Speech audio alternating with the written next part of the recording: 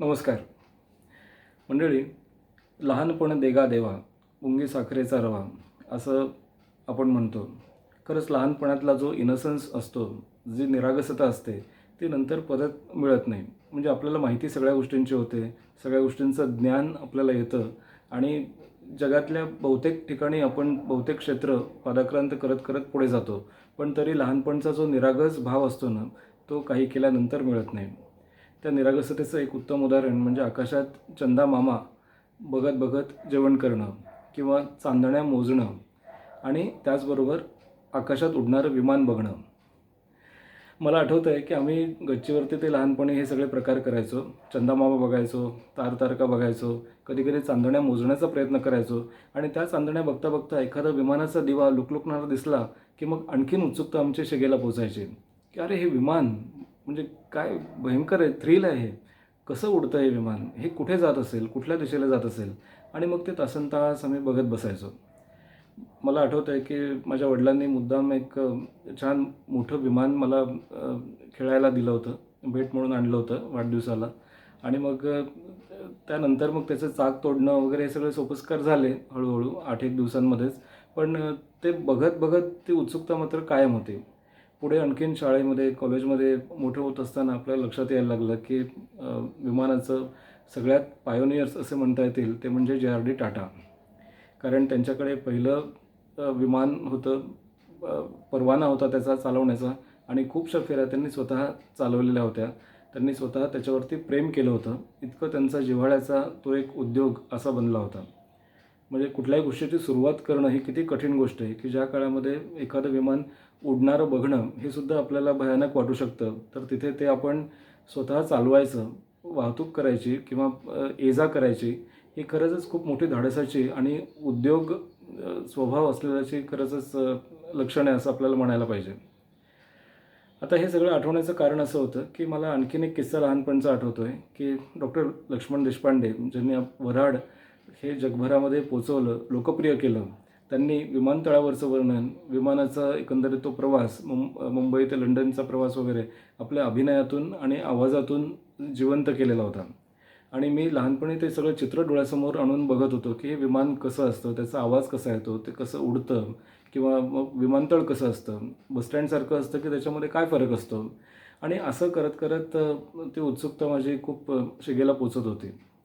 आता आज हे सगळं आठवण्याचं कारण असं झालं म्हणजे आपल्या सगळ्यांनाच माहिती आहे की 100% आता एअर इंडिया, भारतीय प्रवासी वाहतूक कंपनी आपली जी आहे एअर इंडिया, ती आता टाटा सन्स यांच्या ताब्यात गेलेली आहे. म्हणजे मला परत तो लहानपणीचा मुद्दा आठवला की ज्यावेळेस आम्हाला शिकवलं जायचं की जे.आर.डी. टाटा हे खरं तर 1932 साली पहिल्यांदा त्यांनी सुरुवात केली. त्यांच्याकडे परवाना होता आणि त्यांनी विमान फेऱ्या केल्या, विमान चालवलं त्यांनी. त्यावेळेस ते एक थ्रिल वाटत होतं. आणि आज 2021मध्ये ती बातमी ऐकल्यानंतर कुठेतरी असं वाटलं ना की आता एक वर्तुळ पूर्ण झालं आहे. तसं बघितलं तर उद्योग क्षेत्राशी आपला थेट काही संबंध नसतो. आपण नोकरदार माणसं असतो. पण बातम्या ज्या आपण बघतो त्या बातम्यांवरती आपल्याला खूपशा गोष्टी एक अटॅचमेंट म्हणून तयार होत असतात. आणि त्यात खाजगीकरण म्हटलं ना की बहुतेक वेळेला आपण नाका मुरडतो किंवा आपल्याला कधी-कधी चीड येते, संताप येतो की नाही हे खाजगीकरण नको, त्यामुळे अन्याय होईल किंवा आणखीन हे अमुक होईल, तमुक होईल.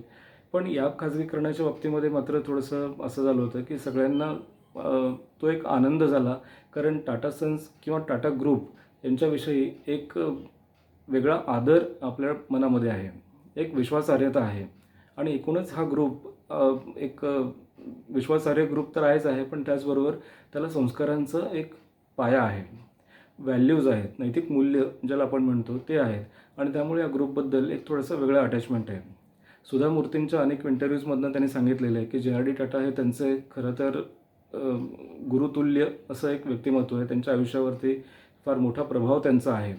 गिव्ह बॅक टू सोसायटी असं म्हणून त्यांनी जे आपलं आयुष्य इतकं छानपैकी व्यतीत केलं, सामाजिक बांधिलकी किंवा देशाबद्दलचं आपलं प्रेम वेगळ्या पद्धतीने व्यतीत करण्याचा जो प्रकार आयुष्यभर केला, तर ते खरंच वंदनीय आहे. म्हणजे आपल्याला हे खूप काही शिकण्यासारखं आहे. खरं म्हणजे ज्यावेळेस मग भारतीय सेवेमध्ये जे.आर.डी. टाटा यांचं विमान घेतलं, एअर इंडिया सुरू झालं ना, त्यावेळेला एअर इंडियाचे अध्यक्ष म्हणून जे.आर.डी. टाटा यांना नियुक्त केलं होतं. आणि जे.आर.डी. टाटांचं इतकं प्रेम आपल्या कंपनीवरती होतं की त्यांनी कायम प्रवास हा एअर इंडियामधून केला आणि छोट्यातल्या छोट्या गोष्टींकडे त्यांचं लक्ष असायचं. म्हणजे असंही मी ऐकलेलं आहे की ज्यावेळेस ते प्रवास करत होते विमानातून, त्यावेळेला त्यांना असं लक्षात आलं की जे बसण्याचं हँडल आहे सीटच्या बाजूला असलेलं, तर ते थोडंसं ढिलं झालेलं होतं. त्यांनी विमानतळावर उतरल्यानंतर कर्मचाऱ्यांकडनं खात्री करून घेतली की ते लगेच ते दुरुस्त केलं जाईल. त्यानंतर केटरिंग सर्व्हिस हे एअर इंडियाचं सगळ्यात एक वैशिष्ट्य पहिल्यापासून राहिलेलं आहे. म्हणजे मी अगदी लहानपणापासून मी माझ्या बघत आलेलो आहे की एअर इंडियामध्ये मील्स किंवा जेवण हे प्रोव्हाइड केलं जातं. बाकी कुठल्याही प्रवासी कंपन्या ज्यानंतर 2000च्या दशकानंतर आपल्या भारतामध्ये यायला लागल्या, त्याच्यामध्ये कुठेही ते सेवा इन्क्लूड केलेली नव्हती किंवा विनामूल्य ती नव्हती, पण एअर इंडियामध्ये मात्र ती पहिल्यापासून असायची.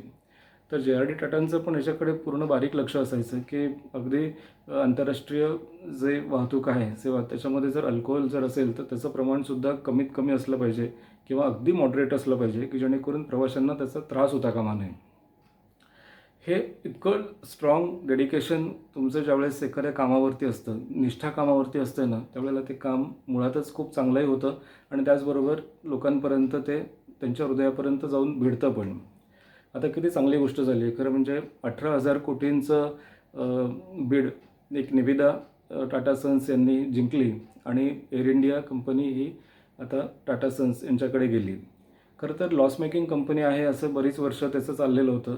जवळपास 50 ते 60,000 कोटींचं कर्ज हे एअर इंडियाचं आहे असं सगळं ऐकिवात होतं.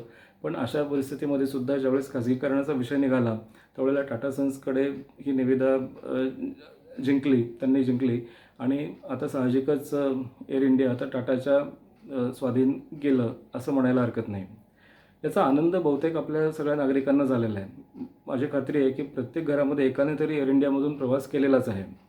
ठीक आहे, आता काही लोकांना फ्लाईट डिलेमुळे किंवा आणखीन काही अंतर्गत गोष्टींमुळे चुकीचा अनुभव आला असण्याची शक्यता आहे, पण त्यामुळे त्याचं महत्त्व आपण कमी करू शकत नाही. म्हणजे साध्यातली साधी गोष्ट की एअर होस्टेस किंवा केबिन क्रू जे आहेत त्यांचं पण एक वेगळा पेहराव आपल्याला पहिल्यापासून एअर इंडियामध्ये दिसत आलेला आहे. म्हणजे चापून चपून नेसलेली साडी किंवा मग अंबाडा आणि अशा पद्धतीच्या महिला आपलं स्वागत करण्यासाठी तिकडे दरवाजावरती सज्ज असतात आणि एकूणच ते सगळं वातावरण हे एक वेगळं आहे. आता टाटा सन्सकडे गेल्यानंतर त्याच्यामध्ये नेमका काय बदल होईल हे आपल्याला आत्ता सांगता येणार नाही. पण बहुतेक वेळेस मला असं वाटतं की ज्या बेसिक सोयी पुरवल्या जात होत्या एअर इंडियामधून, तर त्या किमान पुरवल्या जातील अशी अपेक्षा करायला हरकत नाही. आणि एकूणच टाटाचं महत्त्व म्हणजे दिवसभरात जर आपण विचार केला ना, तर सकाळी उठल्यापासून ते रात्री झोपेपर्यंत कितीतरी गोष्टी आपण टाटामय करत आहोत, टाटामय झालेल्या आहेत. कारण तुम्ही बघा ना, म्हणजे टाटा प्रॉडक्ट्स किती प्रकारात आहेत. टाटा कन्सल्टन्सी सर्व्हिसेस आहेत, टाटा मोटर्स हा प्रकार आहे, त्यानंतर टाटा कन्झ्युमर प्रोडक्ट्स आहेत आणि अशा एक वेगळ्या झोनमध्ये म्हणजे सकाळी अगदी टाटा टी घेण्यापासून ते टायटनचं घड्याळ घालेपर्यंत किंवा तनिष्कमधली एखादी ज्वेलरी आणण्यापर्यंत टाटामधूनच आपण त्याचं शॉपिंग करायला जातो आहे.